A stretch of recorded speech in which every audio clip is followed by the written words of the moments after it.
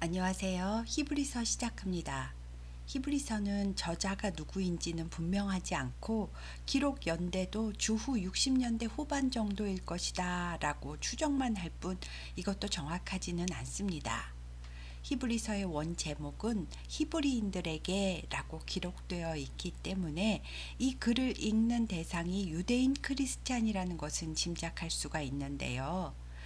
당시 유대인들은 여러 나라에 뿔뿔이 흩어져 살고 있었고, 흩어진 유대인들이 예배를 드리기 위해서는 회당에 모여서 예배를 드렸기 때문에 유대인들은 각 지역에 회당을 짓고 그 회당을 중심으로 모여서 거주했습니다. 그러니 유대교인이 기독교로 개종을 하면 유대교인들이 당연히 박해를 했을 겁니다. 로마의 박해도 힘들지만 한 동네에 사는 유대교인의 박해도 힘들었을 텐데 기독교 박해가 점점 더 심해지자 유대인 크리스찬들은 견디지 못하고 다시 유대교로 돌아가는 일이 생겨서 믿음을 저버리는 그들에게 유대교로 돌아가지 말라고 돌아가면 안 되는 이유를 설명해 주는 내용이 히브리서입니다. 히브리서는 글을 읽는 대상이 원래부터 유대인들이니까요. 모세오경과 제사 제도를 다 이해하고 있다는 전제 하에 쓴 글이라서 이르되 라고 하며 구약 성경의 말씀을 가져와서 대입해 설명을 하기도 하고 아브라함과 모세 그리고 창세기 출애굽기 레위기에 대한 배경 지식이 있어야 수월하게 읽혀집니다. 히브리서가 강조하고 있는 내용은 그리스도의 우월성이다 라고 말할 수 있는데요. 다시 유대교로 돌아가려는 사람들에게 예수 그리스도가 유대교의 신앙체계보다 훨씬 더 뛰어나다라는 것을 유대인들이 중요하게 생각하는 모세의 오경을 들어 설명하기 때문입니다. 그럼 1장부터 보겠습니다. 옛적의 선지자들을 통하여 여러 부분과 여러 모양으로 우리 조상들에게 말씀하신 하나님께서 이 모든 날 마지막에는 선지자 대신 하나님의 아들 예수 그리스도를 통하여 우리에게 말씀하셨다. 하나님은 예수님을 만유의 상속자로 세우시고 또 그의 말씀으로 모든 세계를 지으셨느니라 라고 하는데요. 예수님이 만유의 상속자라는 말은 예수님을 믿는 성도들도 하나님의 자녀가 되기 때문에 예수님과 함께 하늘의 유업을 이어받을 공동 상속자가 된다는 말입니다. 예수님은 하나님의 영광의 광채이시고 하나님의 본체를 우리에게 형상으로 보여주시는 분이시며 예수님은 그의 능력의 말씀으로 만물을 붙드시고 예수님은 죄를 정결케 하는 일을 하시고 높은 곳에 계신 지극히 크신 하나님의 우편에 앉으셨다. 예수님이 천사보다 훨씬 뛰어난 이유는 천사들이 가진 그 어떤 이름보다 더욱더 아름다운 이름인 하나님의 아들이라는 이름을 기업으로 얻으셨다는 것이다. 하나님께서 천사에게 시편 2편 7절의 말씀처럼 너는 내 아들이며 내가 너를 낳았다 라고 말씀하신 적이 있느냐? 그러나 오직 예수님께는 이렇게 말씀하셨고 사무엘하 7장 14절의 말씀처럼 나는 그에게 아버지가 되고 그는 나에게 아들이 되리라 라고 하셨느니라.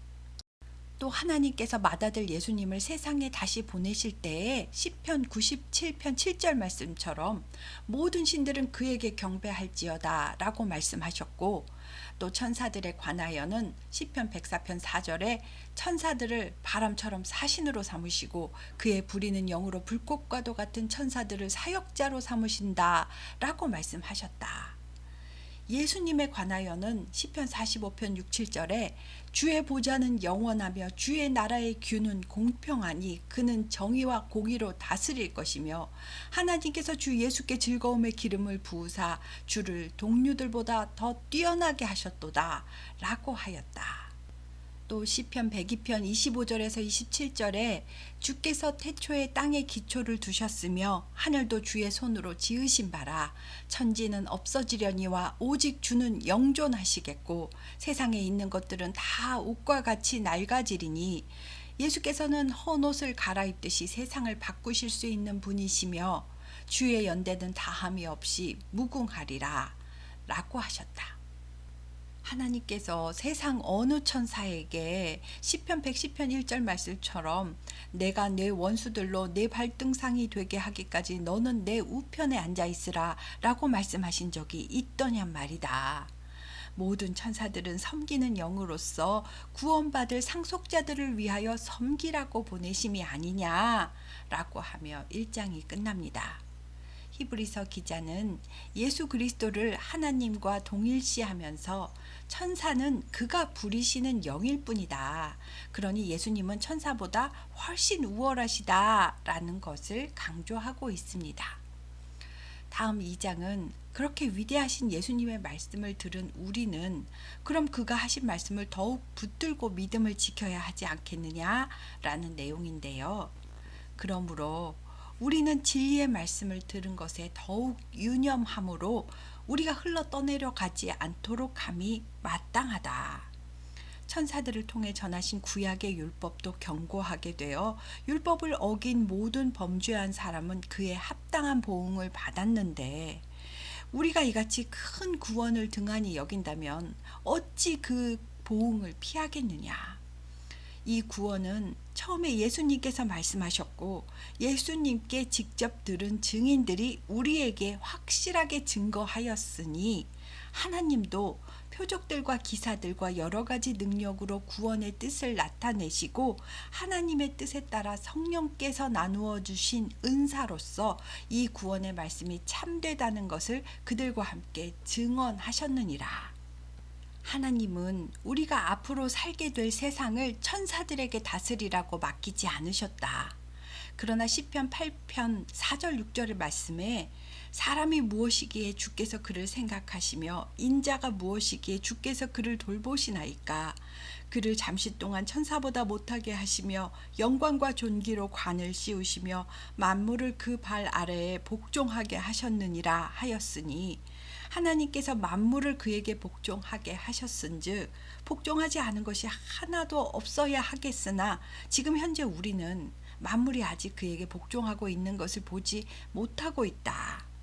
하지만 우리는 하나님께서 잠시 동안 천사들보다 못하게 하심을 입은 자 곧 예수님을 바라본다. 그분은 죽음의 고난을 받으심으로 말미암아 영광과 존귀로 관을 쓰셨으니 예수께서 이러한 고난을 행하심은 하나님의 은혜로 말미암아 모든 사람을 대신하여 죄에 대해 죽음을 맛보려 하심이다. 그러므로 만물이 하나님으로부터 나왔으니 그를 위하고 또한 예수 믿는 자들을 아들로 삼으사 택하신 자녀들을 천국 영광에 들어가게 하시려고 구원의 창시자인 예수님을 고난을 통하여 온전하게 세우심이 합당하도다 라고 하는데요. 예수님의 고난과 죽음은 예수님의 나약함이나 비극이 아니라 인류를 구원하기 위한 하나님의 가장 공의롭고 완벽한 방법이었다라고 말하는 겁니다. 우리를 거룩하게 하시는 예수님과 거룩함을 입은 자들이 다 한 근원에서 나왔기 때문에 예수님은 그들을 형제라고 부르는 것을 부끄러워하지 않으시고 시편 22편 22절에 내가 주의 이름을 내 형제들에게 선포하고 내가 주를 교회 중에서 찬송하리라 하셨으며 이사야 8장 17절에 내가 그를 의지하리이다 하시고 이사야 8장 18절에 볼지어다 나와 및 하나님께서 내게 주신 자녀라 하셨으니 이것은 예수님이 교회 공동체 안에서 성도들과 함께 하나님 아버지를 찬송한다는 말이다. 예수께서 혈과 육을 입고 인간의 몸이 되셨던 것은 마귀를 멸하려 하심인데 마귀가 죽음을 무기로 인간을 종노릇하게 만들었으나 예수님은 인간의 몸을 입고 오셔서 죽음을 통과하심으로 마귀의 권세를 깨뜨리고 종노릇하는 모든 자를 놓아주려 하셨다. 이렇게 하신 것은 천사들을 붙들어 주려 하심이 아니라는 것은 확실하며 오직 아브라함의 자손인 모든 믿음의 자손들을 붙들어 주려 하심이다. 그러므로 모든 일에 예수께서 우리 형제와도 같이 육체의 한계와 고통을 겪으신 것은 마땅히 거쳐야만 할 일이었다.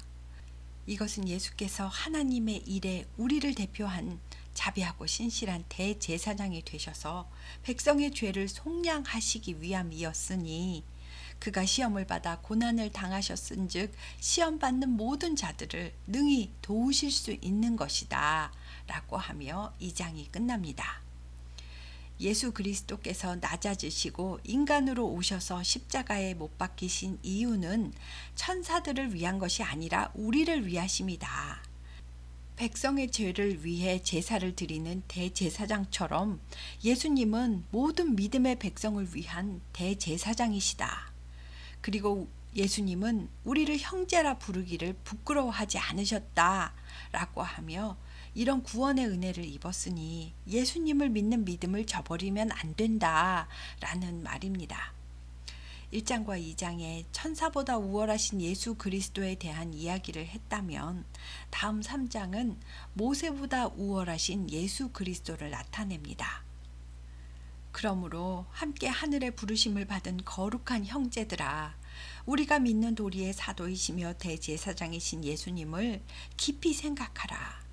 예수님은 자기를 세우신 하나님께 모세가 하나님의 온 집에서 한 것보다 더 신실하셨으니 예수님께서 모세보다 더욱 영광을 받으실 만한 것은 집을 지은 이가 그 집보다 더 존귀한 것과 같은 이치이다.